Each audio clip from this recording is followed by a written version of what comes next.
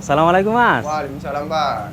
Ya Mas, tak longgo sik Mas yo. Oh, santai aja Pak. Iya Mas, Allahu Akbar.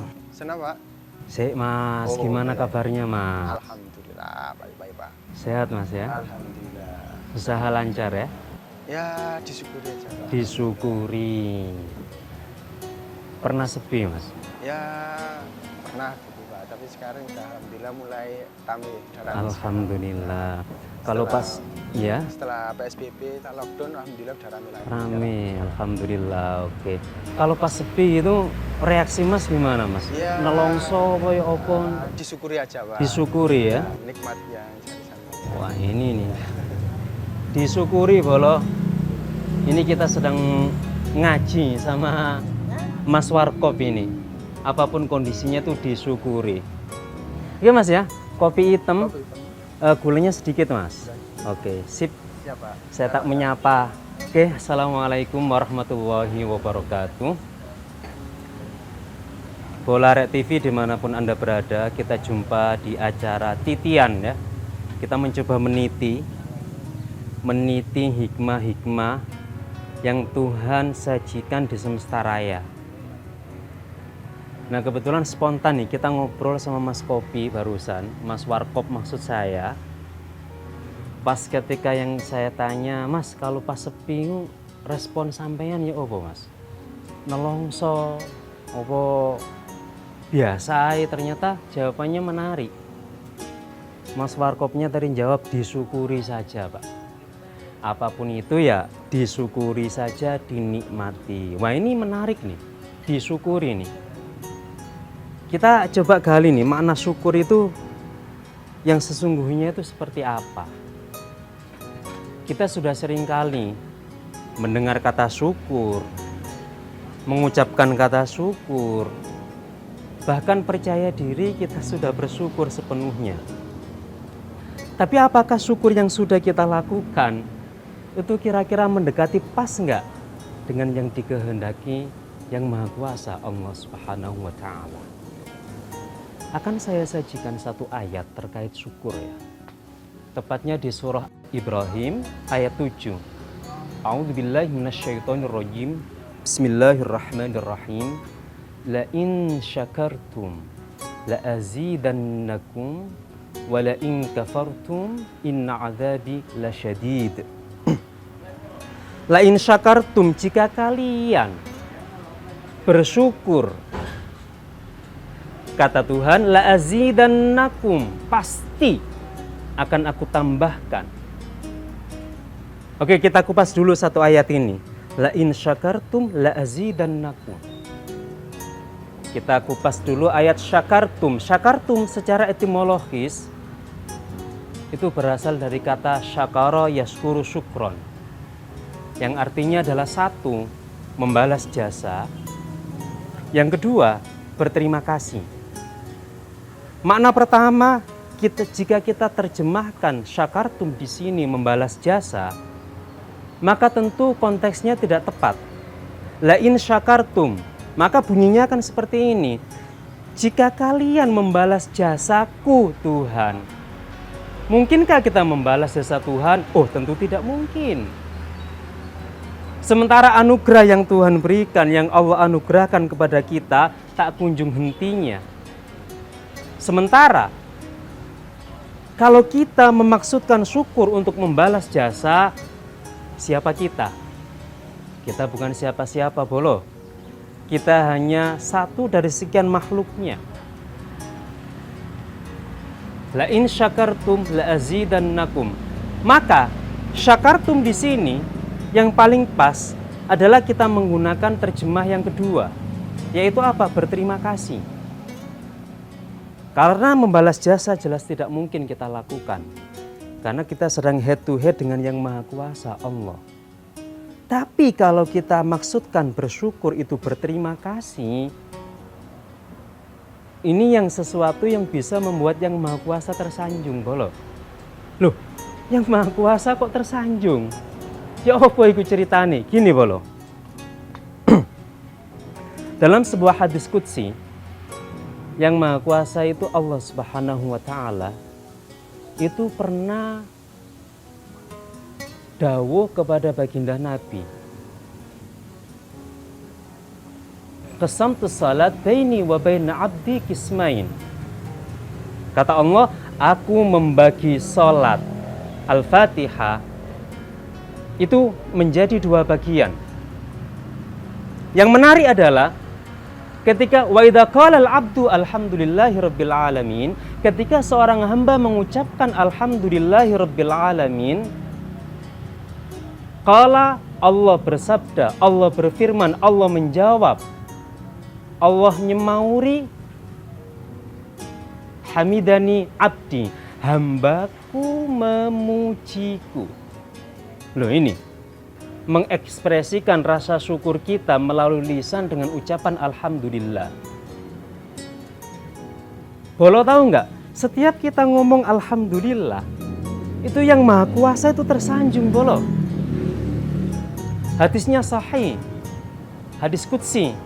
Wa idza qala al-'abdu alhamdulillahi rabbil alamin, qala hamidani 'abdi. Ingat, Bolo, alhamdulillah adalah di antara sekian ucapan, di antara sekian kalimah thayyibah, kalimah suci, kalimah indah yang mampu membuat yang maha kuasa Allah Subhanahu wa ta'ala tersanjung dalam tanda kutip. Bersyukur, berterima kasih. Berterima kasih atas apa? Atas apapun yang beliau anugerahkan, atas apapun yang Allah anugerahkan. Masalahnya begini, kadang-kadang saking banyaknya anugerah Allah Subhanahu wa ta'ala kepada kita, sampai-sampai kita itu tak mampu merasakan anugerah itu. Sama halnya begini, Bolo. Sesuatu itu kalau terlampau banyak secara kuantitas, itu akan kehilangan sensasi hakikinya. Sesuatu aktivitas kalau terlampau sering dilakukan, akan ada titik jenuh. Teramat banyaknya anugerah Allah Subhanahu wa ta'ala kepada kita, itu kadang-kadang membuat kita menjadi tawar dalam tanda kutip, tak menyadari akan nikmat-nikmat besar ini. Lalu bagaimana cara kita bisa menyadari, bisa merasakan nikmat-nikmat ini?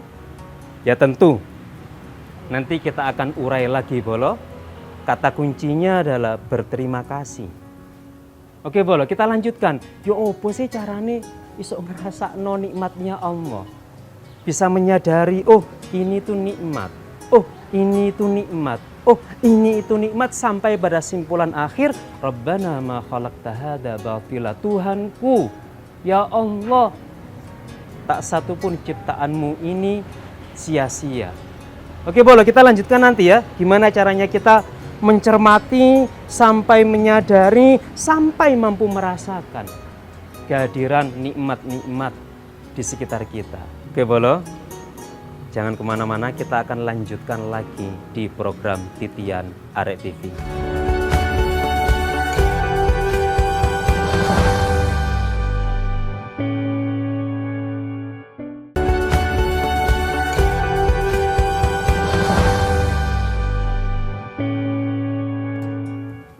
Ya Mas, mari Mas, kopi ini Mas. Wah, thanks berat ini, matur suwun Mas ya. Kopi hitam. Ini kopi ini Mas, ada filosofinya Mas. Apa, Pak? Kopi itu kalau dalam kajian keislaman itu identik dengan kaum sufi Mas. Kaum sufi. Iya, kaum sufi kan biasanya betah melek, betah wiritan. Lah itu konon. Kenapa saya bilang konon? Karena literasinya masih konon. Kopi adalah pertama kali yang menemukan adalah mereka kaum sufi. Awalnya digunakan media untuk betah melek, betah munajat, betah wiritan. Saiki ya tetap digunakan betah melek kanggo arek milenial lho. Tapi mbo melek diskusi ta melek ya. Tak encip dulu Mas ya. Monggo, Pak. Bismillahirrahmanirrahim. Masbut, mantap jiwa. Oke, Bolo. Wah, enak Bolo kopi ini, Bolo. Kopi hitam.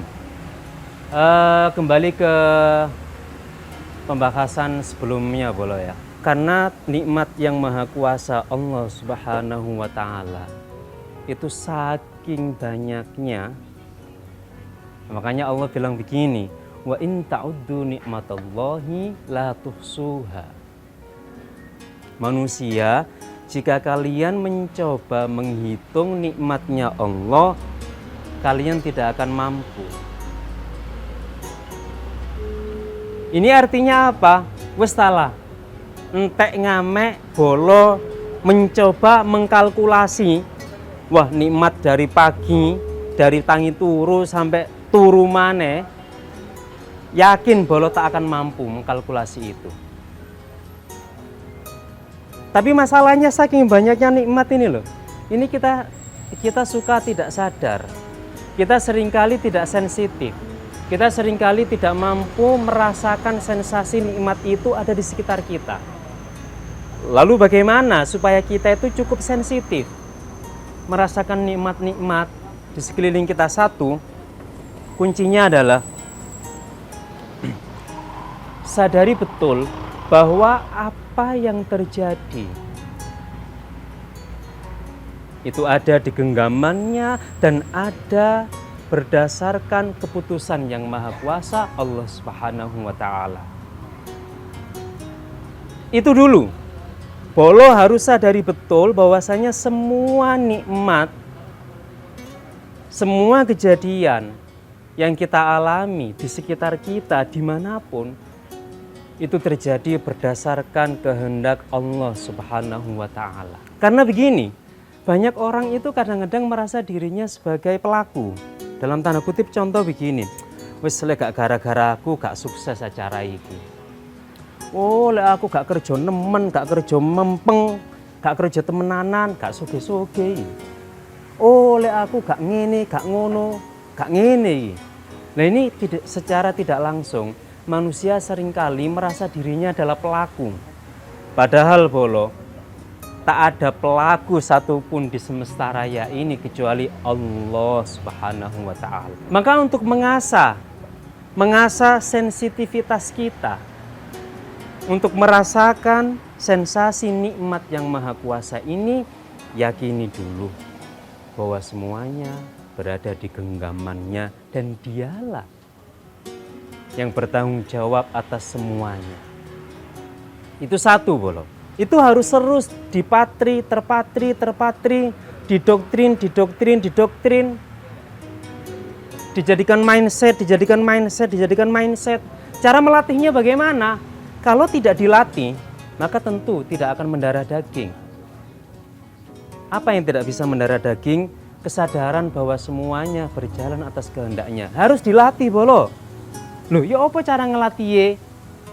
Itu tadi. Yang paling simpel adalah apapun yang terjadi, entah nyaman, entah tidak, entah nikmat, entah tidak, menurut Bolo, tetap yang diucapkan kalau bisa Bolo ya, Alhamdulillahirabbil alamin. Alhamdulillahirabbil alamin. Itu latihannya. Artinya untuk membuat sensitivitas kita itu semakin tajam. Latihannya adalah apapun yang terjadi, ucapkanlah Alhamdulillahirabbil alamin. Karena begini, ketika Alhamdulillahirabbil alamin Bolo ucapkan, tadi sudah saya sampaikan bahwasanya di antara kalimat thayyibah yang mampu membuat Allah Subhanahu wa taala tersanjung adalah ketika seorang hamba mengucapkan Alhamdulillahirabbil alamin. Maka Bolo tidak menutup kemungkinan ketika Bolo melatih diri, membiasakan diri untuk mengucapkan Alhamdulillahirabbil alamin, kemudian yang Maha Kuasa tersanjung oleh kalimat thayyibah itu, tidak menutup kemungkinan yang Maha Kuasa akan menganugerahkan sensitivitas rasa Bolo dalam menikmati sekian nikmat di sekitar kita. Ingat Bolo, Alhamdulillahirabbil alamin. terus alhamdulillahirabbil alamin. Mau kejadian yang menguntungkan, alhamdulillah. Yang tidak menguntungkan, alhamdulillah. Kenapa begitu? Karena begini bolo, ada satu statement menarik dari sahabat Umar bin Khattab. Jadi Umar bin Khattab itu pernah dawuh begini bolo, man radhiya bi qada'i rabbih ardallahu bi ahsani qadarihi. Sapa wae sing ridho, sing legowo dengan apapun takdir kehidupan yang Allah berikan kepada dia, maka Allah akan merevisi, dalam tanda kutip, Allah akan merevisi takdirnya dengan takdir lain yang lebih baik. Kunci bolo, alhamdulillah. Ekspresi alhamdulillah. Ekspresi alhamdulillah. Allah tersanjung, Allah tersanjung, Allah tersanjung. Ketersanjungan Allah ini bisa jadi Yang Maha Kuasa kemudian merevisi takdir, dalam tanda kutip. Bisa jadi Yang Maha Kuasa ini mengubah takdir bolo yang tadinya tidak nyaman dirasa, tapi karena bolo mengucapkan alhamdulillah, Yang Maha Kuasa tersanjung. Barangkali Yang Maha Kuasa Allah Subhanahu wa Ta'ala merevisi takdir itu. Oke bolo, kuncinya adalah alhamdulillah. Opo ae alhamdulillah bolo. Enak gak enak alhamdulillah bolo. Wis salah, semoga alhamdulillah ku mantap jiwa bolo. Oke, sebelum kita lanjut bolo ya, tak nyeruput kopi dhisik, jangan kemana-mana, tetap di titian.